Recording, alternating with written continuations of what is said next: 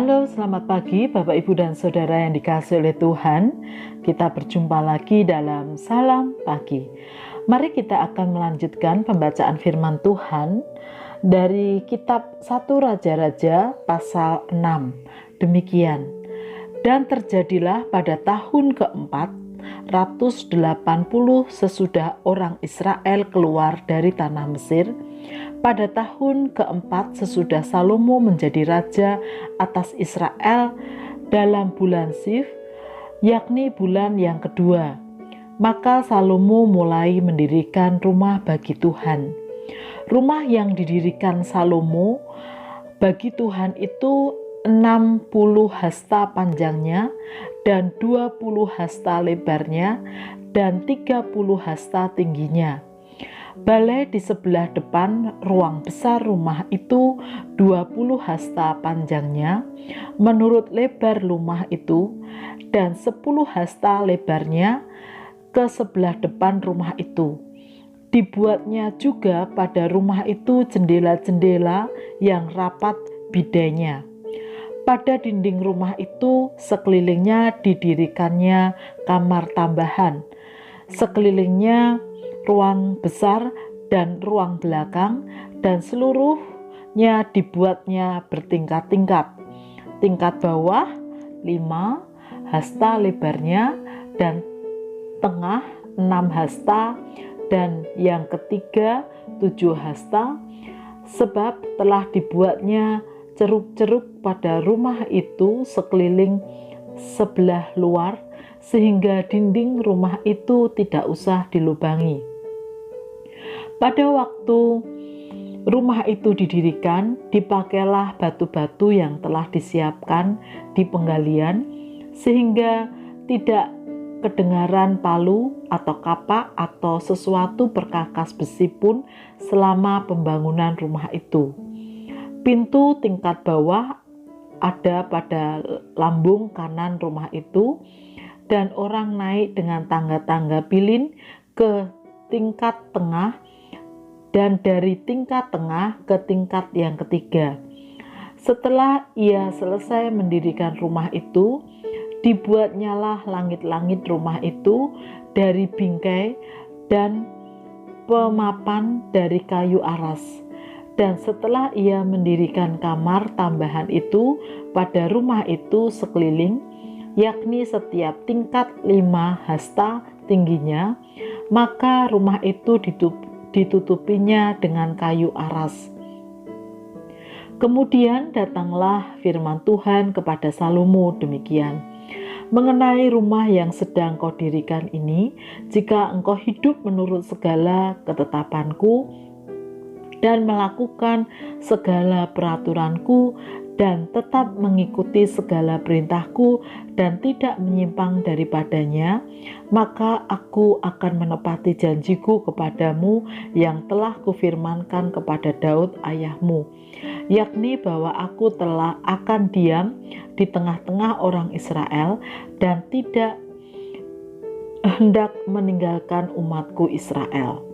Setelah Salomo selesai mendirikan rumah itu, ia melapisi dinding rumah itu dari dalam dengan papan kayu aras, dari lantai sampai ke balok langit-langit dilapisinya dengan kayu aras, tetapi lantai rumah itu dilapisinya dengan papan kayu sanubar. Kemudian disekatnyalah 20 hasta bagian belakang rumah itu dengan papan kayu aras dari lantai sampai ke balok-balok. Lalu dibuatnyalah ruang itu menjadi ruang belakang, menjadi tempat maha kudus. Dan 40 hasta panjangnya ruang yang di depan ruang belakang itu, yakni ruang besar. Kayu aras sebelah dalam rumah itu berukiran buah labu dan bunga mengembang. Semuanya ditutupinya kayu aras, tidak ada batu kelihatan.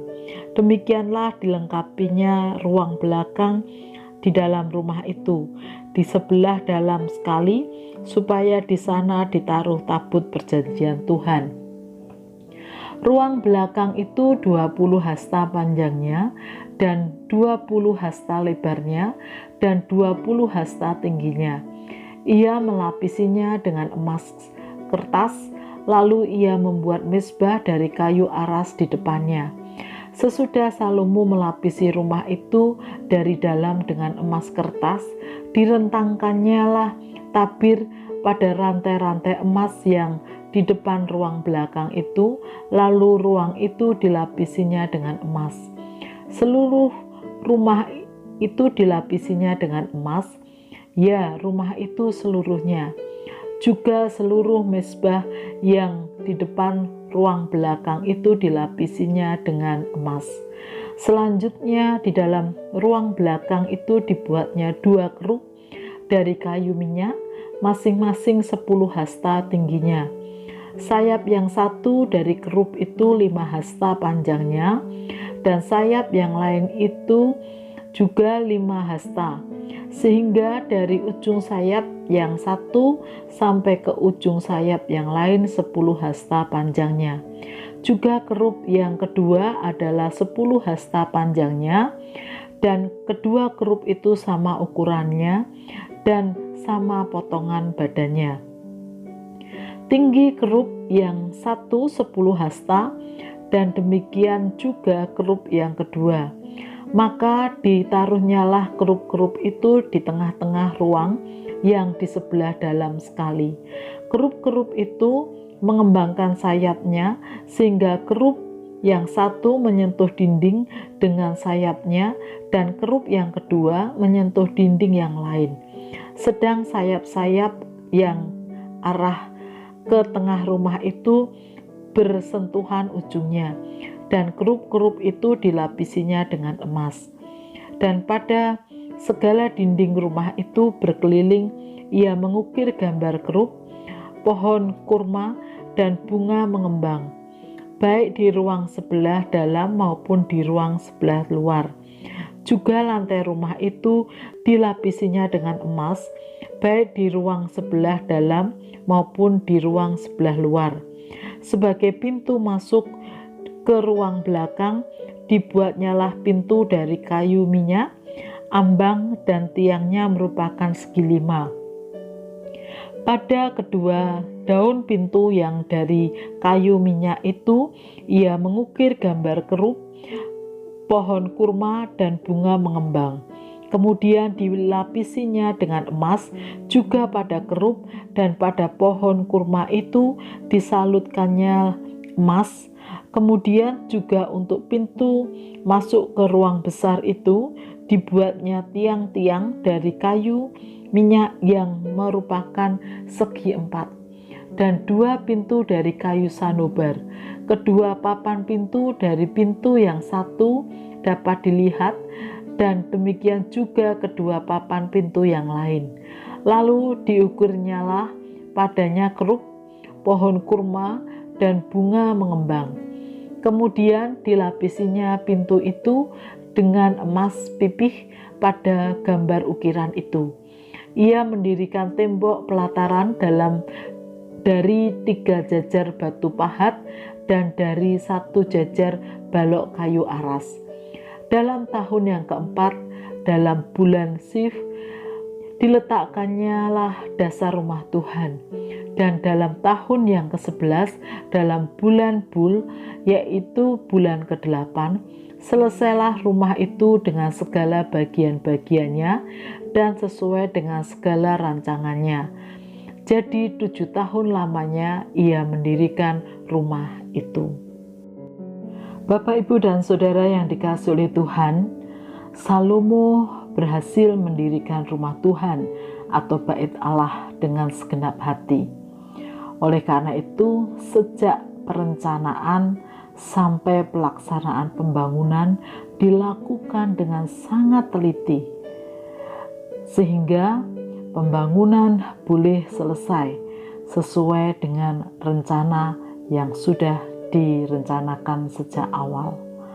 Sungguh sebuah langkah besar yang telah dilakukan oleh Salomo dan umat Israel. Di tengah keberhasilan pembangunan bait Allah itu, Tuhan tetap mengingatkan kepada Salomo dan umat Israel agar mereka hidup menurut ketetapan dan peraturan Tuhan dengan taat dan setia. Dari hal ini kita melihat bahwa Tuhan menghendaki agar umatnya di samping melakukan pelayanan atau pekerjaan-pekerjaan bagi Tuhan, tetapi juga terus hidup setia dan taat akan firman-Nya. Bapak, Ibu, dan Saudara yang dikasihi oleh Tuhan, bagi kita yang sering terlibat atau ikut dalam pelayanan, baik itu di gereja, baik itu di persekutuan atau di masyarakat, mari kita juga menjaga hidup kita supaya kita tetap terus hidup dalam kebenaran firman Tuhan, karena sejatinya itulah yang dikehendaki Tuhan. Tuhan sangat menghargai apa yang kita lakukan, terlebih kalau hidup kita juga berkenan kepadanya. Mari kita berdoa. Tuhan Yesus, terima kasih untuk setiap pelayanan-pelayanan yang Tuhan percayakan untuk kami lakukan dimanapun kami berada, terutama di gereja, dan ajarkan kami agar ketika kami melakukannya itu diiringi dengan cara hidup kami yang benar sesuai dengan firman Tuhan, karena sejatinya itulah yang Tuhan kehendaki. Kami menyerahkan seluruh hidup kami ke dalam tangan kasih dan kuasa-Mu. Di dalam nama Tuhan Yesus kami berdoa. Amin.